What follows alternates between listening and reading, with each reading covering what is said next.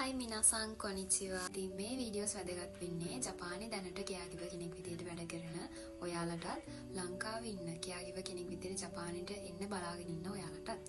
ඉතින් මේ තමයි caregiver සම්බන්ධව කරන තුන්වෙනි වීඩියෝ එක. පළවෙනි වීඩියෝ එකේදී අපි කතා කරා ningen no songen සහ චිරිත්ෂියන් වගේ දේවල් සහ normalization ගැන කතා කරා. කෙත්තේ චිකෝ සෙන්තකු වගේ දේවල් ගැන කතා කරා. ඉතින් අද අපි කතා කරන්නේ පුරායිබෂි ගැන. මොකක්ද මේ පුරායිබෂි? බෂි කියන්නේ ඉංග්‍රීසි වලින් නම් ප්‍රයිවසි කියන වචනේ.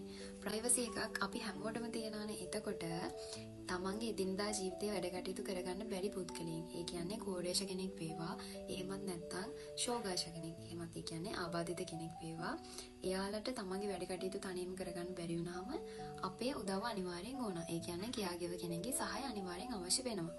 එතකොට caregiver කෙනෙක් තමන්ගේ සර්විස් එක ලබා දෙන කෙනාට ඉයාන ඔමොයි එකක් නැති විදිහට නැත්තම් හසුකෂී ඔමොයි එකක් නැති විදිහට තමන්ගේ සර්විස් එක ලබා දෙන්න පුළුවන් නම් ඒක තමයි මම හිතන්නේ caregiver කෙනෙක්ගේ ප්‍රධාන වගකීමක් වෙන්නේ. ඉතින් caregiver කෙනෙක් විදිහට වැඩ කරද්දී ප්‍රයිවසි එක මමොරු කරන එක, ප්‍රයිවසි මමොරි මස් කියන එක ගොඩාක් වැදගත් වෙනවා. ඊළඟ එක අපි කතා කරනවා හිමිත්සු හොජි.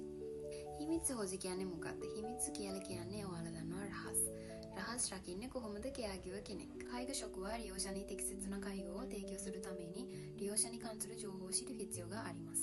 ඒ කියන්නේ caregiver කෙනෙක් අනිවාර්යෙන් වැඩ කරද්දී තමන්ගේ සර්විස් එක දෙන කෙනාගේ නම, ලිපිනය, ඒ වගේම බියෝරිකි. ඒ කියන්නේ බියෝකියාට තිබ්බ බියෝකි මොනවාද නැත්නම් තියෙන බියෝකි මොනවාද? එයාගේ වයස කීයද? එයා කොයි වගේ කෙනෙක්ද කියන එක caregiver කෙනෙක් අනිවාර්යෙන් දැනගෙන ඉන්න ඕන. මේ කියන කොජින් ජෝහෝ හොකන හිස්තෝතෝ ඉෂ්ෂනි ඔහානසි ස්තේවා ඉකෙමසෙන්. කියන්නේ අපි බලාගන්න ආච්චි සීයාගේ තොරතුරු තව කෙනෙක් එක්ක කතා කරන එක නොකළ යුතු දෙයක්.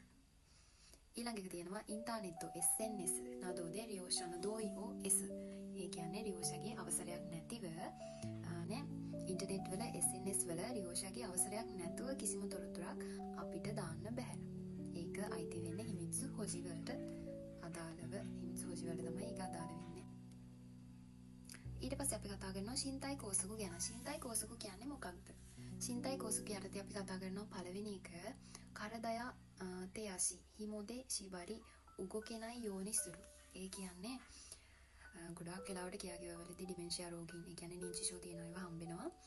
එතකොට එයාලව පාලනය කරගන්න බැරි නම් ඇඳක තියලා ගැට ගහනවා නම් ඒක අයිති වෙන්නේ ශින්තයි කෝසුකු යටතේ. හැබැයි මේකෙදී ඒක වෙනස් වෙනවා හොස්පිටල් එකක නම්. හොස්පිටල් එකක caregiver කෙනෙක් විදිහට වැඩ කරන කෙනෙක්ට නම් හොස්පිටල් එකක ගොඩක් වෙලාවට බලන්නේ සෞඛ්‍ය කොහොමද ඉක්මනට එයාගේ සෞඛ්‍ය තත්ත්වය ගොඩනගන. හොස්පිටල් එකක ප්‍රධාන වශයෙන් මූලික වෙන්නේ බෙහෙත්, කියන්නේ චිරියෝ. එහෙම නැත්නම් වෛද්‍ය ප්‍රතිකාර වලට තමයි හොස්පිටල් එකක අනිවාර්යෙන් මුල් තැන දෙන්නේ. එතකොට මෙහෙම අත්පය බැඳලා යාළුව පාලනය කරගන්න වෙන අවස්ථා තියෙනවා. අනිත් එක තමයි සකු දානවා කියලා කියන්නේ අපි කියන්නේ සයිඩ් රේල්ස් කියලා. සයිඩ් රේල්ස් වලින් සයිඩ් රේල්ස් 4ම දාලා තියෙනවා නම් එයාට ඇඳෙන් බහින්න බැරි විදියට දාලා තියෙනවා නම් ඒක අයිති වෙන්නේ ශින්තයි කෝසුකු යටතේ. කියන්නේ සකු 4ම දාපුවම අර පොඩි ළමයිගේ තොටිල්ලාවක් වගේනේ. කියන්නේ බහින්න බැරි වෙන්නනේ. ඇඳෙන් බහින්න බැරි වෙන්න සකු 4ම දාලා තියෙනවා නම් ඒක අයිති වෙන්නේ ශින්තයි කෝසුකු යටතේ. එයානෝ කගියෝ කකිතේ තුජිකොමෙරු. ඒ කියන්නේ කාමරෙන් එළියට යන්න බැරි වෙන්න ලොක් එක දාලා තියෙනවා නම් ඒක අයිති වෙන්නේ ශින්තයි කෝසුකු යටතේ. ඊට පස්සේ තියෙනවා කෝසෙයි ශින්යකුව කජෝනි නොමසිරු. කෝසෙයි ශින්යකු කියලා කියන්නේ මනෝචිකිත්සක ඖෂධ. කියන්නේ මානසික ප්‍රතිකාර ගන්න අයනේ.